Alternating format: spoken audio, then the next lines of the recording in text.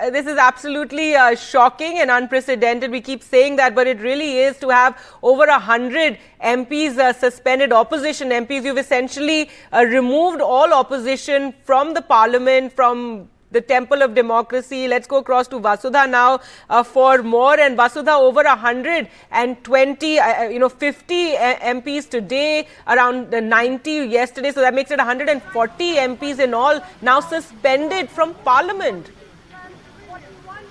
Absolutely, Gargi.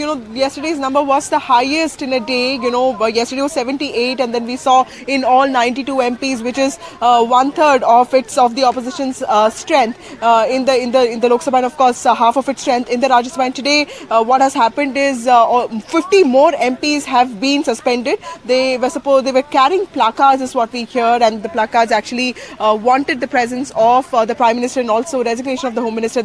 Some of the placards also read silencing defeat and shielding culprits, and some of the MPs, if you see the ones who have been named for suspension now, including Karti, Chidambaram, Sudeep Bandyopadhyay, Dimple, Yadav, Danish Ali, Senthil Kumar, SR Parthiban, the DMK person who was accidentally put into the list of suspension on the 14th of December, a day after the attack happened, but he was on sick leave that day, so his name has been named for suspension today. The others include, of course, Dinesh Yadav, Santosh Kumar, Farooq Abdullah, of course, and others like Pradyut Bordoloi, Vaidilingam, Gurjeet Aujla, the person who basically from Amritsar, representing Amritsar constituency from the Congress party, who was one of the guys who really beat up, the intruders. He has also been suspended. Also, NCP Supriya, Sule, of course, JDU's, many MPs from JDU also, including Girdhari Yadav, Jyotsna Mahant, Ganesh Murthy, several from CPM, and of course from DMK also.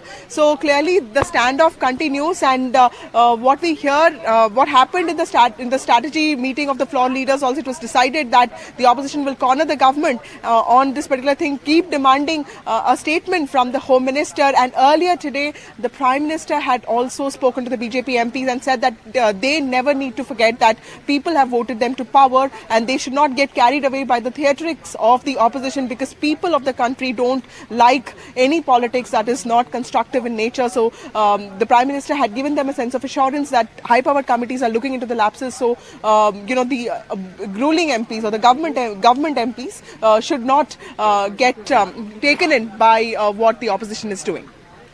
All right. Thanks so much, Vasudha, for joining us with that. So 50 MPs suspended today. Yesterday was that unprecedented record number of suspensions of over 70, and 92 in all was suspended yesterday. Today another 50, so around 140 MPs are suspended from Parliament, from the Lok Sabha as well as the Rajya Sabha.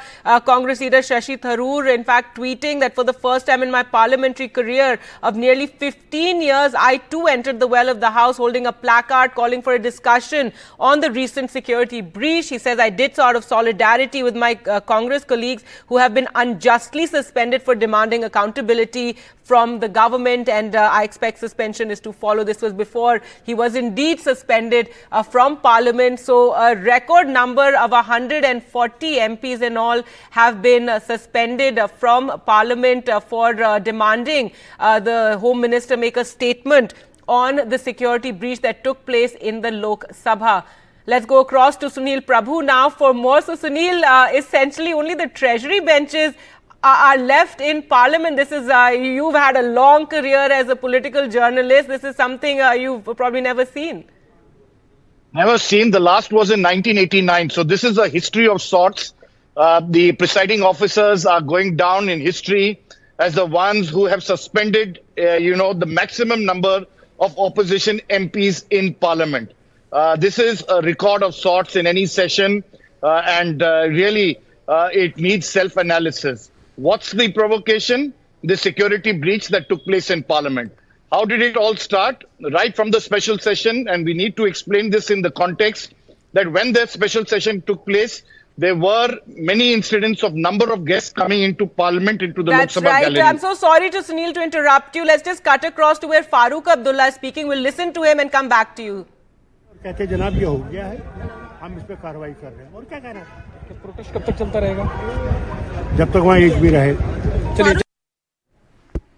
All right, well, let's go back to Sunil. Farooq Abdullah made a statement there. He too has been among those who've been suspended. But yes, Sunil, the provocation is the opposition is going on demanding that the Home Minister make a statement. The government saying that these investigations are continuing, that yes, it's serious, but we don't need to, do these negative politics. That's what the Prime Minister called it today.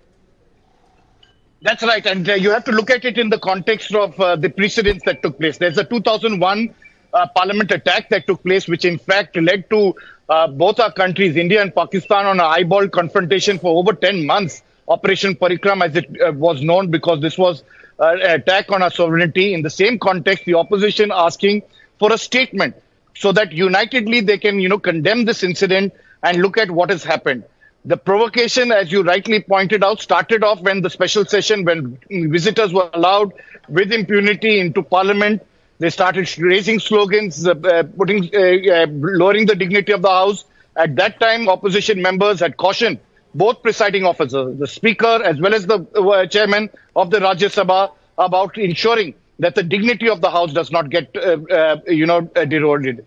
And it's in that same context now that we saw these incidents of not just two who went into Lok Sabha, but a simultaneous, a pre-planned conspiracy, not what I'm saying as alleged by the opposition, but what has been said by the Delhi police, a pre-planned terror attack on Parliament through these protests, which were raising unemployment, the Manipur issue and other issues that they wanted to raise. It was a pre-planned attack. Ultimately, the mastermind was one who surrendered after destroying the mobile phones in the police station. And all they're asking is, in fitness of things, yes, the Speaker is the custodian, but the Home Minister, as I said in a precedent in 2001, made a statement on the floor of the House which was unitedly condemned so that there could be a discussion. But instead, that hasn't taken place. And it's in that context, we have witnessed very, very unfortunate scenes in Parliament and really led to, as I said, a history of sorts in India's Parliament history. Never before have over 140 members of Parliament from both houses been suspended. And we'll have to wait and see whether the government does go ahead with its legislative agenda and pass those bills which are pending against, including the very important and critical criminal law amendment bills, the three of them, pre-colonial, which have really done a cut and paste job to a great extent, and passed it without proper discussion with the opposition members on the floor of the House. So definitely quite eventful and not good for parliamentary democracy in terms of what is happening in Parliament. Definitely a lot of questions to be answered by the presiding officers, by the Treasury benches, as well as the opposition.